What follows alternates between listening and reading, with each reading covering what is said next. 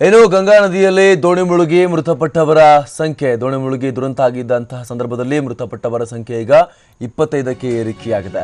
ಮೃತರ ಕುಟುಂಬಕ್ಕೆ ತಲಾ 2 ಲಕ್ಷ ರೂಪಾಯಿ ಪರಿಹಾರವನ್ನ ಘೋಷಿಸಲಾಗಿದೆ. ಪರಿಹಾರವನ್ನ ಇದೀಗ ಪ್ರಧಾನಮಂತ್ರಿಗಳ ಕಡೆಯಿಂದ ಕೂಡ ಘೋಷಣೆ ಮಾಡಲಾಗಿದೆ.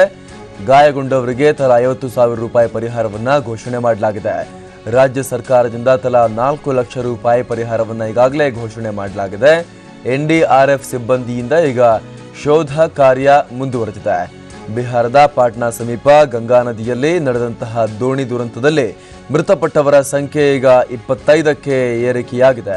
ಸಂಕ್ರಾಂತಿ ಅಂಗವಾಗಿ ಗಂಗಾ ನದಿಯ ಮಧ್ಯಭಾಗದಲ್ಲಿನ ಗಂಗಾ ಘಾಟ್ ದ್ವೀಪದಲ್ಲಿ ಆಯೋಜನೆ ಮಾಡಲಾಗಿದ್ದಂತಹ ಗಾಳಿಪಟ ಉತ್ಸವದಲ್ಲಿ ಅಪಾರ ಸಂಖ್ಯೆಯಲ್ಲಿ ಜನ ಪಾಲ್ಗೊಂಡಿದ್ರು.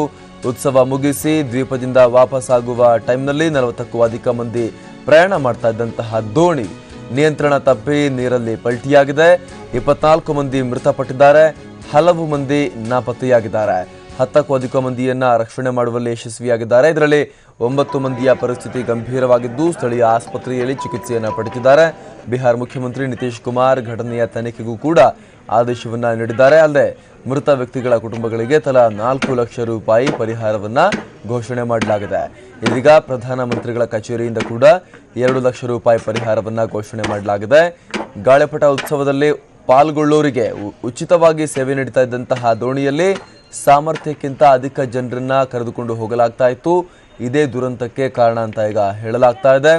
ಸಾವಿನ ಸಂಖ್ಯೆ ಹೆಚ್ಚಾಗ್ತಾ ಇರುವಂಥದ್ದು. ಇದೀಗ 25ಕ್ಕೆ ಸಾವಿನ ಸಂಖ್ಯೆ ಏರಿಕೆಯಾಗಿದೆ.